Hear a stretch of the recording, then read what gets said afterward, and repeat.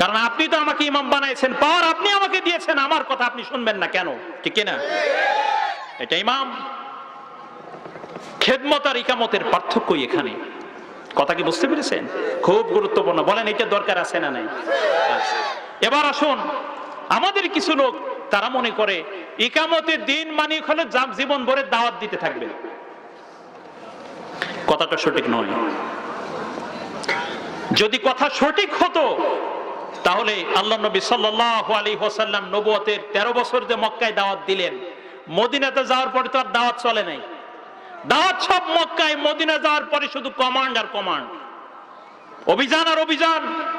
কারণ তখন তো উনি পাওয়ারে চলে আসতেছেন। মক্কা থাকতে তো উনি পাওয়ারে ছিলেন না। যতক্ষণ পাওয়ারে না থাকবো ততক্ষণ কি আমি আইন দিতে পারবো? গত সরকারের আমলে 1 ঘন্টার সময় কমানো বাড়ানো হলো না?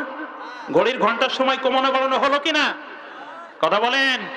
আমি এখানে ধরুন ওয়াজ করতেছি, একটা বাতি এখানে জ্বালানো, বাতির কুপি এখানে রেখে দিয়ে আমরা সবাই বলি, সবাই আল্লাহর কাছে দোয়া করেন, আল্লাহ তুমি তাড়াতাড়ি বাতিটা নিভাই দেওয়ার ব্যবস্থা করো। কানতে কানতে আপনি বেহুশ হয়ে গেলেন, বাতি নিবার সম্ভাবনা আছে?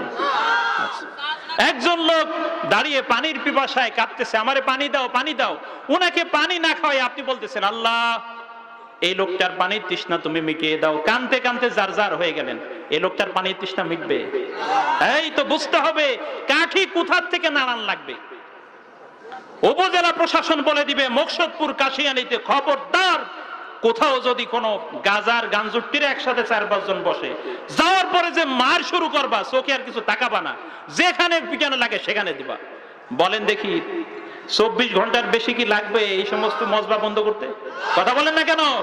আর এইটা যদি মুস্তাফিজুর রহমান না, ওনার থেকে বড় বক্তা এসে ওয়াজ করতে করতে আজহারের সাহেব যদি আইসে বলে সব কানতে কানতে শেষ হয়ে যায়, এরা কি বন্ধ করবে? আইন দিতে হবে, আইন। আর সেই আইনের জায়গায় আপনাকে ভালো মানুষ নিতে হবে। এর আগ পর্যন্ত যত নামাজ পড়েন সমাজের শান্তি আসবে না। কারণ ওই যে লোকটা নামাজ